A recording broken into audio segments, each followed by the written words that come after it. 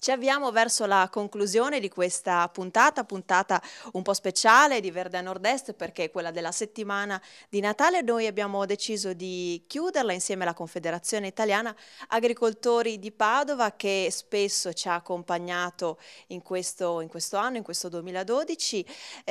Natale significa anche mettersi attorno ad una tavola imbandita e dunque eccoci qua, ci troviamo in un agriturismo associato alla Confederazione Italiana Agricoltori di Padova. Siamo a Salboro, giusto? Sì, Siamo nel comune di Padova, siamo nella zona sud, giusto? sì, zona Ok. sud di Padova. L'agriturismo si chiama El Capeto. Allora, diamo... Capeto, questo è l'errore che fa Capeto e Ah, basta. senza L, Esatto, Capeto. Allora, Capeto. è gestito dalla famiglia De Poli. Diamo il benvenuto a Fabio e Lorenza, fratelli, buonasera, e diamo il benvenuto anche al direttore della CIE di Padova, Maurizio Antonini. Beh, insomma, qui abbiamo, come dicevo, una tavola imbandita. Queste sono alcune delle proposte che il vostro agriturismo fa per il periodo, diciamo, invernale, ma insomma natalizio. Sì. Ecco, allora, che cosa troviamo? Diciamo che come con gli antipasti, per cominciare, abbiamo un affettato che è classico, comunque quello che fa parte della tradizione della nostra zona, e quindi del prosciutto crudo, fatto con i nostri maiali, della pancetta e della soppressa fresca, se notate, insomma, perché non è stagionata, e quindi è fatta, insomma, da 15 giorni.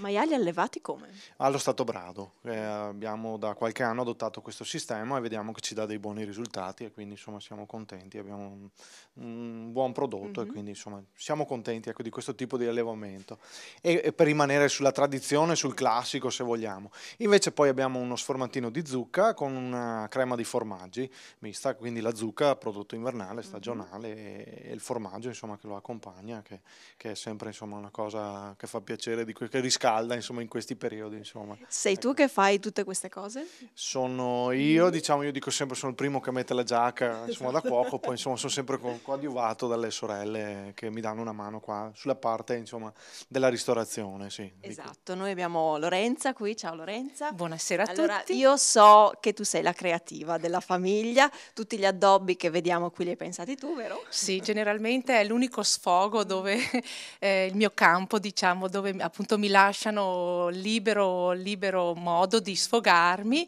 e direi che ogni anno cerchiamo insieme di trovare un tema nuovo, però poi praticamente sono io che li realizzo, insieme naturalmente anche ai fratelli e a tutto quanto ciò che si vede. Infatti una cosa bella che mi piaceva raccontare agli amici che ci seguono da casa è che voi siete una famiglia molto numerosa, ma anche molto unita. Sì, siamo molto uniti, ma nessuno vede dietro alla porta della cucina ciò che succede.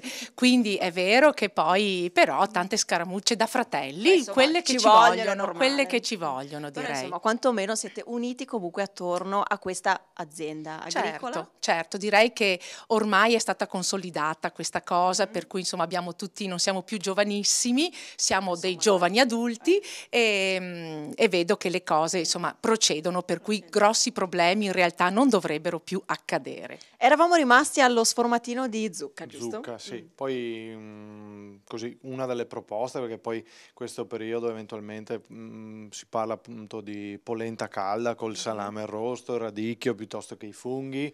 Ecco, parlando di funghi, appunto, ho preparato un orzotto, quindi un modo diverso di presentare l'orzo, quindi più tendente al riso che non alla zuppa d'orzo, e con dei funghi e della salsiccia, anche quelli funghi e salsiccia, insomma, prodotti stagionali, insomma, perché è il periodo che si ammazzano i maiali, quindi la salsiccia fresca, i funghi, insomma, prodotto sì, autunnale più che invernale, ma insomma, che in questo periodo, insomma, ci stanno. Poi vabbè, questo periodo, insomma, risotti, lo stesso con la zucca, piuttosto che delle paste con un ragù di stinco. Ecco, diciamo che il maiale è molto presente, insomma, nei nostri menù. E poi invece per secondo un'anitra al forno accompagnata da una salsa di miele e pepe, insomma, l'anitra, anche quella, prodotto classico, se vogliamo, o comunque della nostra azienda, perché insomma ce le alleviamo. E poi appunto una salsa di miele e pepe che insomma non è poi così, se vogliamo, tradizionale, ma che dà insomma a chi vuole provarla abbinata all'anatra dà insomma un senso diverso, un gusto diverso, ecco, una cosa nuova. Qui stiamo parlando di valorizzazione dei prodotti agricoli, direttore.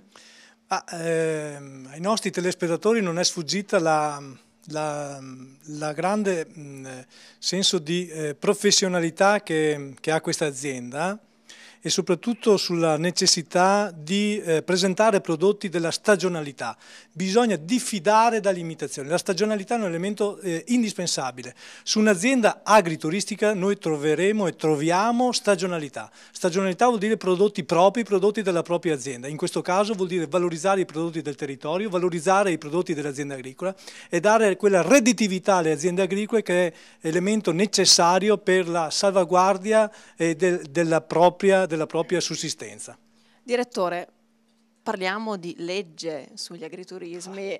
È Natale, va bene, d'accordo, diciamo che è un po' una nota dolente, però insomma dobbiamo parlare visto che ci troviamo in un agriturismo. Ci sono delle cose che ancora non vanno, insomma. Lei non mi deve fare arrabbiare, perché quando si parla di legge dell'agriturismo si dovrebbe parlare di una legge che dopo tanti anni di promesse dovrebbe cogliere quelle esigenze dell'agriturismo, quelle esigenze invece che noi non abbiamo trovato all'interno di questa nuova legge.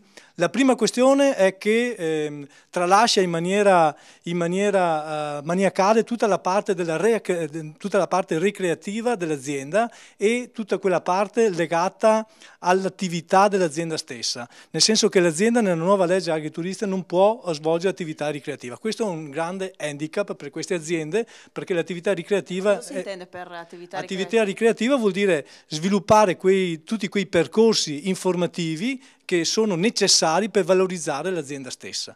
L'altro elemento sostanziale per quanto riguarda questa legge è che pone un numero massimo di 12.500 pasti, e questo è un elemento fondamentale. Però ecco, noi diciamo che questo deve essere un elemento che deve essere l'azienda agricola la gestione di questo numero durante l'attività sua, durante l'attività dell'apertura dell'agriturismo. Non deve essere un elemento invece vincolativo. Un'azienda non può essere vincolata al numero dei pasti giornalieri, ma deve essere vincolata invece giustamente al numero dei pasti complessivi dell'annata agraria, perché anche nelle aziende agrituristiche c'è una grande crisi. Il venerdì sono generalmente chiusi, il sabato c'è grossa difficoltà, la domenica si lavora, e quindi nel momento in cui l'azienda lavora dobbiamo dare la possibilità, la necessità a queste aziende anche di avere il proprio reddito.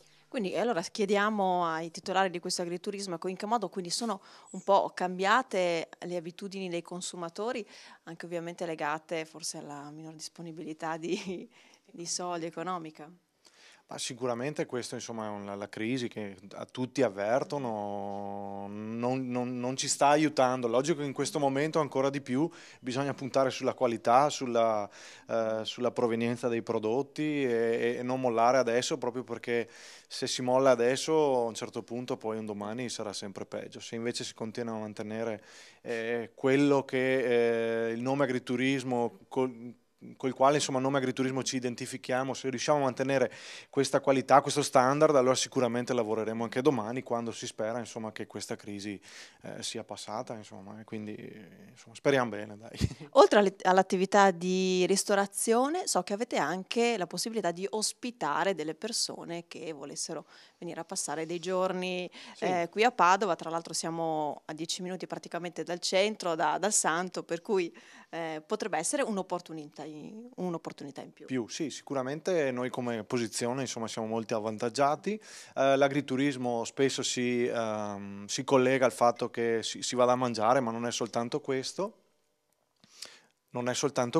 E quindi noi come agriturismo abbiamo appunto la possibilità di dare delle stanze, quindi col pernottamento. Abbiamo clienti che vengono qui insomma per i più svariati motivi, per motivi turistici, per motivi di studio, per motivi di lavoro, e quindi insomma c'è un po' di tutto come presenza.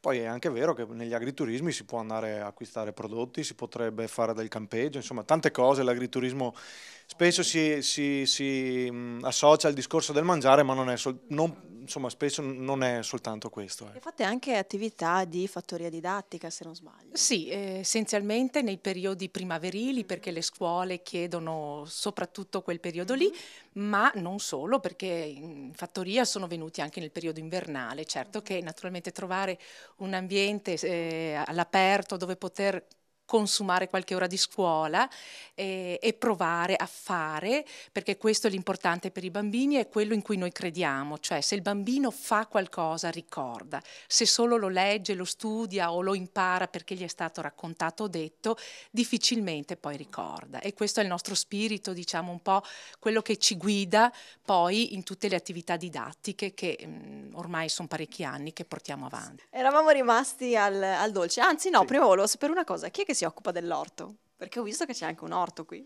Sì, allora diciamo che io con le altre 3 sorelle seguiamo più la parte agrituristica, che vuol dire la ristorazione, le stanze, la trasformazione di prodotti invernali ed estivi, quindi invernali più quella se vogliamo del maiale, estivi quelle della trasformazione delle verdure e frutte, quindi marmellate, verdure sott'olio, sott'aceti e succhi di frutta che poi sfruttiamo appunto durante l'anno per le colazioni o per le cene, e quindi invece mio fratello con mio papà e abbiamo 4 dipendenti seguono tutta la parte agricola, quindi vigneto estensivo, gli allevamenti, la raccolta delle insalate, insomma ecco tutta la parte aziendale seguita da mio fratello, mio papà e i nostri dipendenti, insomma. Quindi siamo un'azienda agricola a 360 gradi, direttore. È un'azienda creativa, la multifunzionalità vuol dire proprio questo, dalla produzione alla trasformazione e poi anche alla commercializzazione. Non so se avete notato quante attività questa azienda fa, la produzione di cereali, allevamento, l'agriturismo, la fattoria didattica, la vendita diretta, la trasformazione dei prodotti e la creatività delle aziende. Le aziende agricole sono molto creative e hanno questa capacità di essere competitivi anche all'interno della società, all'interno del mercato, e questo è un elemento aggiuntivo che la politica agricola comune, che la politica regionale deve dare segnali precisi anche di seguire queste aziende per dar loro la possibilità anche del cambio generazionale. Siamo su un'azienda, avete visto, insomma, 6 fratelli, c'è stato un cambio generazionale, noi ora dobbiamo incentivare anche la nostra politica comune, ma soprattutto la politica regionale su questo fronte. Allora, io ringrazio tutti i miei ospiti, abbiamo parlato di tutto, forse mancava il dolce.